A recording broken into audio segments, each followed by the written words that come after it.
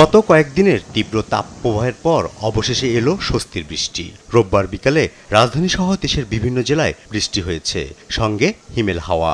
ফলে গেল কয়েকদিনের গরমের পর প্রকৃতি এখন কিছুটা শীতল। তবে বৃষ্টির কারণে রাজধানীর বিভিন্ন স্থানে দেখা দিয়েছে জলাবদ্ধতা।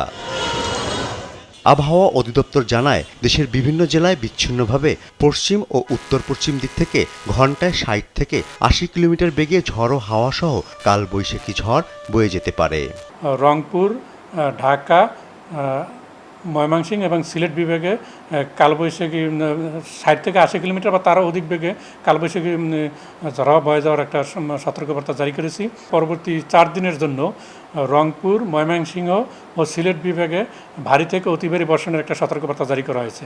আবহাওয়া পূর্বাভাস বলছে, ঢাকা, মাদারীপুর, রাজশাহী, পাবনা, পটুয়াখালী, চাঁদপুর, ফেনী, লক্ষ্মীপুর, রাঙামাটি ও বান্দরবান সহ কয়েকটি জেলায় চলমান তাপমাত্রা কমে আসতে পারে। বৃষ্টিপাতের যে আজকে থেকে শুরু হওয়ার যে রয়েছে সেটা পরবর্তীতে এটা আরও বিস্তার লাভ করবে এবং এটা সারা দেশে বিস্তার লাভ করতে পারে। এই বৃষ্টিটা পুরো এপ্রিল মাস জুড়ে অব্যাহত থাকতে পারে এবং পরবর্তীতে এটা মে মাসের শুরু পর্যন্ত এটা বিস্তার লাভ করতে পারে। আগামী ২৪ ঘন্টায় ৪৪ থেকে ৮৮ মিলিমিটার বা তারও বেশি হতে পারে বৃষ্টিপাত। ফররুখ বাবু, দেশ টিভি, ঢাকা।